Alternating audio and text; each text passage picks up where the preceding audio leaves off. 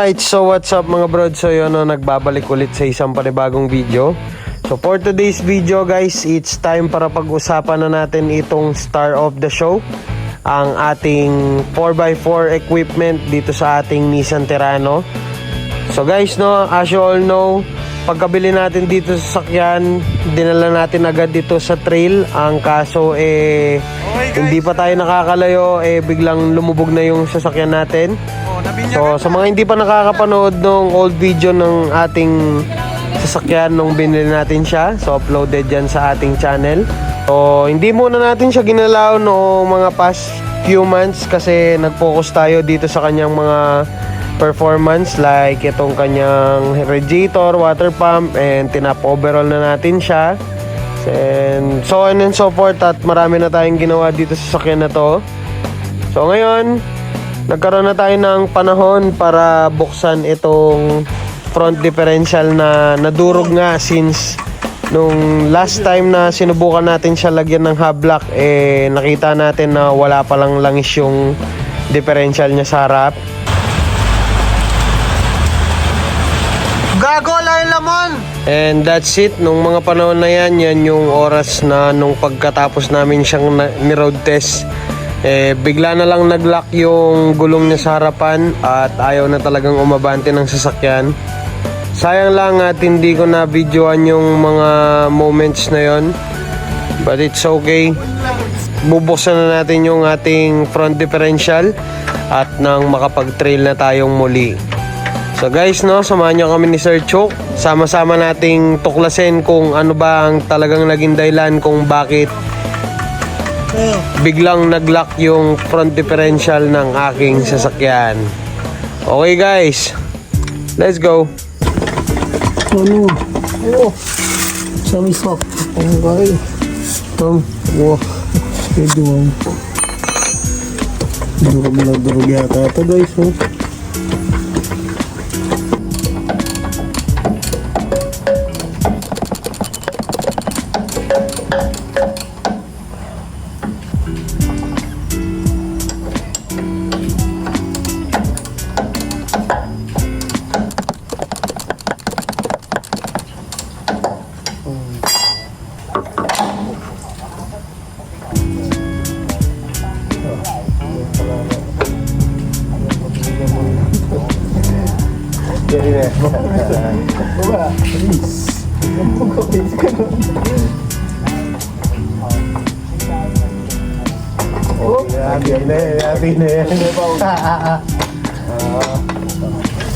Alright guys, no, binababa na namin yung front diff. O game.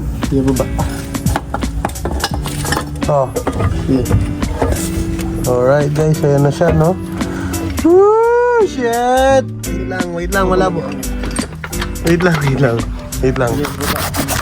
Kagi, sayang yung clip logo. Alright. Woo! So guys, no, ayan, no. Nakababa na yung differential. Oh, ilahin ko na, no. Ali, baba mo pa. Sige pa. Ayan na, nasagad na. Tumukod na to sa kabila, oh. Ito. Tulog may pa mo yung jack, may tulang may pa. Yan. Yan ba, yung sa bubo. Oh. Yan na. Ali, baba. Ali, baba. Jack. Okay, guys. Dito may jack mo kanyan Yep. Kabay na. Tulak eh. Ali, abanti tayo pa. Yan, abit. Okay, guys. Tutuliin na namin itong pukin na ito.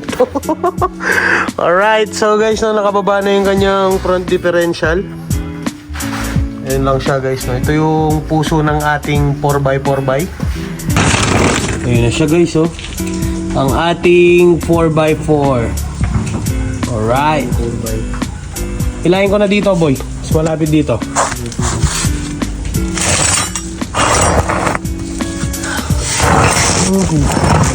Dito ka. Ay, shit.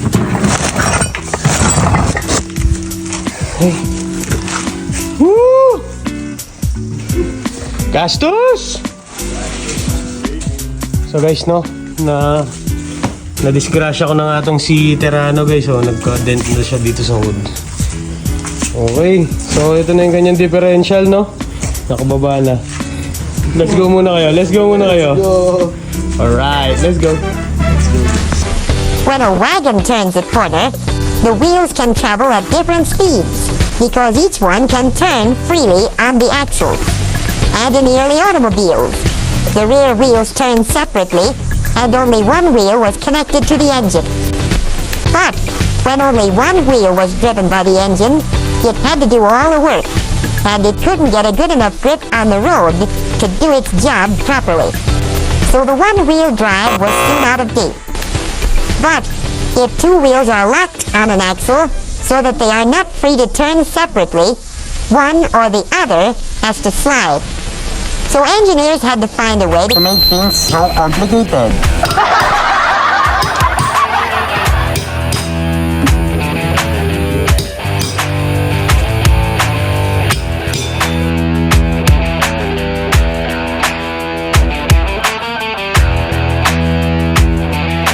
Ano kaya ang kapalaran?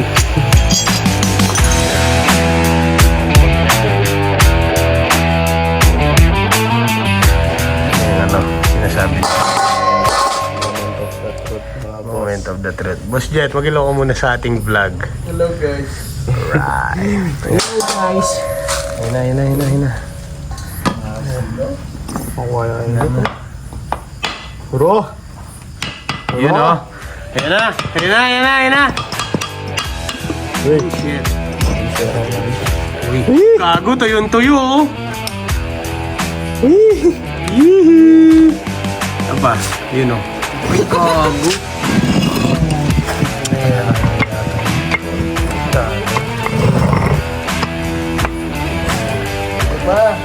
Jet, angat na game.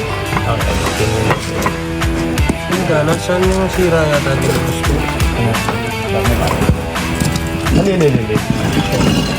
Kailangan didiretso mo. Sira ko na rin naman.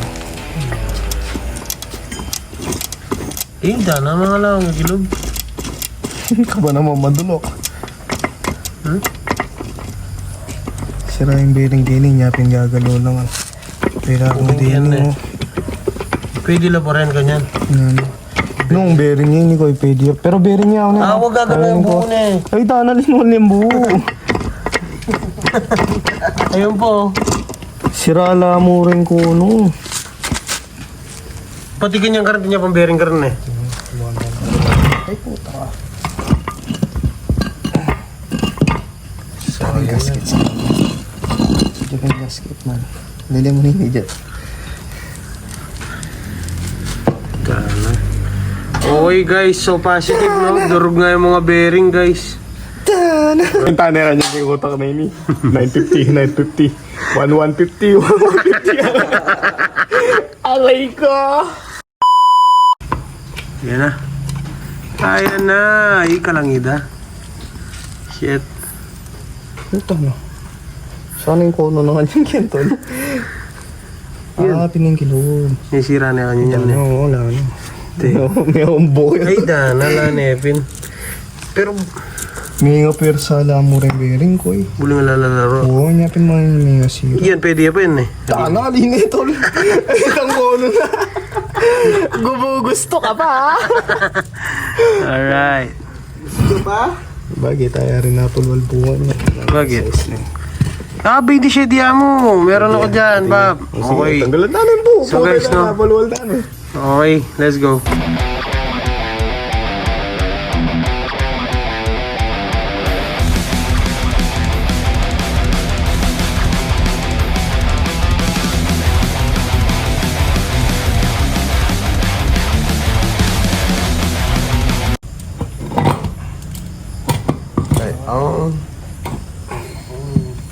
Guys, so tingnan nyo to guys, oh.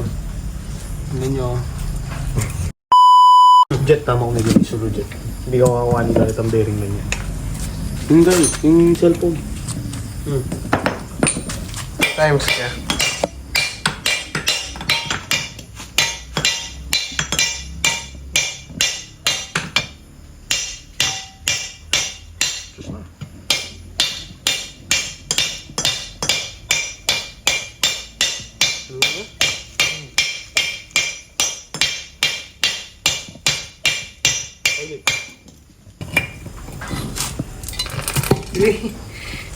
Nahulog.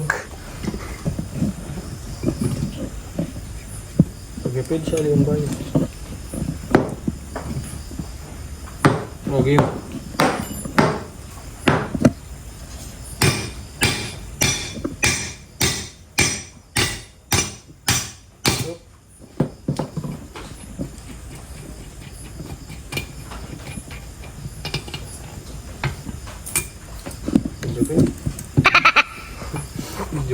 Ay, daan na to, lala no. Lugit. Kono na yan, boy. Kono. Doon na naninimbering yan. Ngayon, pera kono na. Dudurot na yung gilog. May wala sa gilog kanina. Sira na yan eh.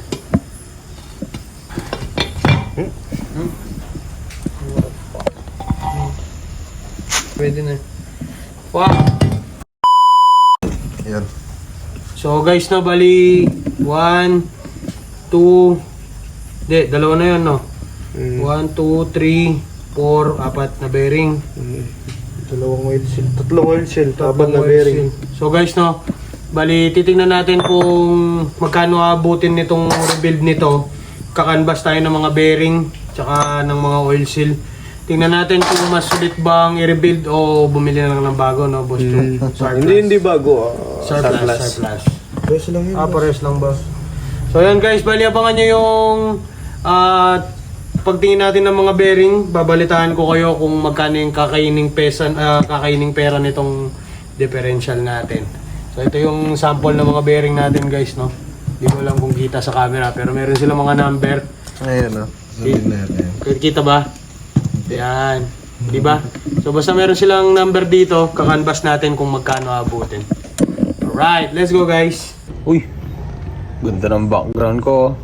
So guys no, explain ko lang sa inyo yung nangyari dun sa differential, kung ano yung naging dahilan kung bakit siya natuyo at nagkanda durog-durog yung mga bearing niya. So siya guys no, ito yung mga axle niya. So ito yung bungo. So as you can see, nakalubas na siya. So nung pagbukas natin sa kanya, hindi ko lang nakuha sa video pero nawawala yung oil seal niya dito. So meron tayong mga sample ng bearing. Nandun na yun kay Ma'am G. Ayun yung nadurog na bearing niya. So nung late ko nang na-realize na kulang ako ng sample. So meron siyang oil seal dito. So ay dito pala. Tsaka meron din siyang oil seal dito. And nawawala yung dito niya, so wala akong may dalang sample kay Ma'am Jerly, kay David Auto Supply. So yun yung naging culprit, but natuyo yung langis nito. So hindi pa natin siya nalilinisan actually. So yun yung actual na texture ng loob niya guys. So ito hindi kasama to, pero ito yung actual na texture ng ay no. So that's it guys, yung oil seal lang yung naging diferensya. Hindi namin alam kung pina-service ba to somewhere o nakalimutan bang ibalik or ano, kasi hindi naman lalabas yun guys, kasi ito yung kaasawa nun. Ayan. So ngayon, para makahanap tayo ng oil seal dito, kung sakali mang bubuin natin siya, dadalhin lang naman natin tong dalawang to, i-caliper lang tong diameter nito. So yun lang guys no, bali ano yung pagpa-parts hunting natin dito sa differential ni Terrano. So samahan nyo ako maghanap ng bearing. Sana makahanap tayo, sana hindi mahirap hanapin yung mga bearing nito. And ang susunod nating ilalabas na video is about dun sa mga pinag-parts hunting din natin na bumpers nitong ating Project Terrano. Ano yung susunod na video guys, papalitan natin yung mga bumper ni Terrano. At the same time, yung pintuan sa likod na mahirap buksan, yung deadly door natin, gagawin na din natin siya guys kasi baka makasakit pa siya sa atin. Okay guys, so salamat sa panonood. See you on the next one.